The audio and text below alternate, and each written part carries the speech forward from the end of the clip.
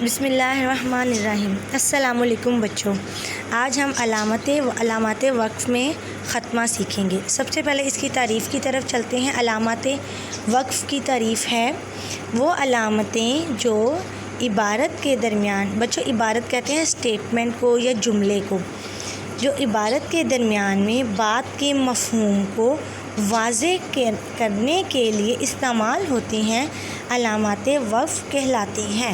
چند مشہور علامات وقف درج ذیل ہیں: ختمہ، سوالیہ، سکتہ۔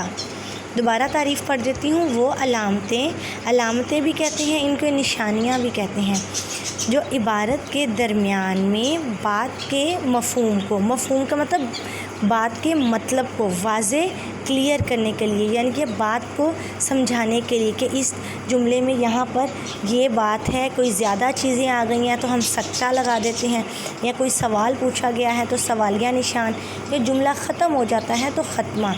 تو واضح کرنے کا مطلب ہوتا ہے کہ بیان کرنے کے لیے، ایکسپلین کرنے کے لیے، کھول کے واضح کرنے کے لیے استعمال ہوتی ہیں، علامات وقف کہلاتی ہیں۔ چند مشہور علامات وقف درج ذیل ہیں: ختمہ کو انگلش میں فل سٹاپ کہتے ہیں۔ سوالیہ کو انگلش میں کویسچن مارک کہتے ہیں۔ سکتہ کو انگلش میں کوما کہتے ہیں۔ اب ہم اپنی جو لیکچر ہے ختمہ کے بارے میں، اس کی تعریف کی طرف چلتے ہیں۔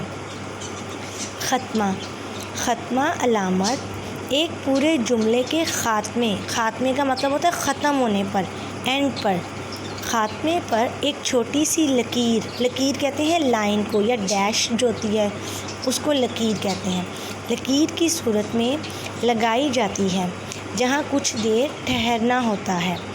یہ عبارت ایک جملے کو دوسرے جملے سے جدا کرتی ہے۔ اسے وقف کامل، وقف تام اور انگریزی میں فل سٹاپ بھی کہتے ہیں۔ اب انگریزی میں فل سٹاپ ڈاٹ لگا ہوا ہے، اور سب سے آخر میں آپ جہاں پہ لکھا کہتے ہیں، اس کے آگے ایک چھوٹی سی ڈیش لگی ہوئی ہے تو اس کو ختمہ کہتے ہیں۔ اگر ہم کوئی مضمون لکھ رہے ہیں، یا کوئی کہانی لکھ رہے ہیں، یا کوئی تخلیقی لکھائی لکھ رہے ہیں تو ہم ختمہ نہیں لگائیں گے تو وہ ہماری تحریر خوبصورت نہیں لگے گی، تو اور ایک جملہ دوسرے جملے سے جدا بھی نہیں ہوگا، وہ سب اکٹھے ہوں گے۔ تو اس لیے ہم ہر جملے کے آخر میں ختمہ لگاتے ہیں تاکہ ہمارا جملہ خوبصورت ہو جائے۔ اب میں آپ کو کچھ مثالوں سے واضح کرتی ہوں کہ ختمہ کہاں پر لگایا جاتا ہے۔ اب بچوں یہ جملہ لکھا ہوا ہے: ماجد کے 2 بھائی ہیں۔ اب یہ جملہ تو ختم ہو گیا، لیکن جملہ خوبصورت نہیں لگ رہا کیونکہ اس کے جملے کے آخر میں کیا نہیں ہے؟ ختمہ، جسے انگلش میں فل سٹاپ کہتے ہیں۔ اب ہم دوبارہ دیکھتے ہیں، اسی جملے کے آخر میں جب ہم ختمہ لگا دیتے ہیں تو جملہ کتنا خوبصورت لگتا ہے۔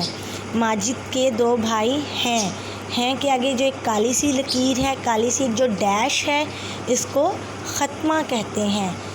اب ایک اور مثال میں آپ کو واضح کروں گی: میرا نام فرحین ہے۔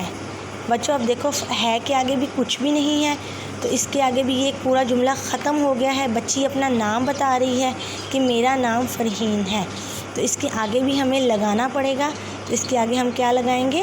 ختمہ۔ جیسے اب یہ لگایا ہوا ہے میرا نام فرحین ہے کے آگے کیا لگا ہوا ہے؟ ختمہ۔ اب ایک اور مثال سے آپ کو واضح کروں گی: مجھے کہانیاں پڑھنا پسند ہے۔ اب ہے کے آگے کچھ بھی نہیں ہے نا، بچہ ہے یہ کہہ رہا ہے، کارٹون ہے کہ مجھے کہانیاں پڑھنا پسند ہے، جملہ ختم ہو گیا، تو ختم ہو جاتا ہے جملہ، تو ختم ہو جاتا ہے، وہاں پہ ہم کیا لگاتے ہیں؟ ایک ختمہ۔ شاباش۔ اب آپ فوراً بتائیں گے کہ یہاں پہ کہاں آئے گا ختمہ؟ مجھے کہانیاں پڑھنا پسند ہے کے آگے کیا لگا دیا ہم نے؟ ختمہ۔ بچوں آپ نے اس کی پریکٹس لازمی کرنی ہے تاکہ آپ کو یہ سمجھ آ جائے کہ ختمہ جملے میں، ہر جملے کے آخر میں ختمہ ضرور لگتا ہے۔ لیکن اگر وہ جملہ سوالیہ ہو، اس میں کوئی سوال پوچھا جائے تو پھر ہم ختمہ نہیں لگاتے، اس جگہ ہم سوالیہ نشان لگاتے ہیں۔ میں آپ کو نیکسٹ لیکچر میں سوالیہ نشان کی وضاحت کروں گی۔ اللہ حافظ۔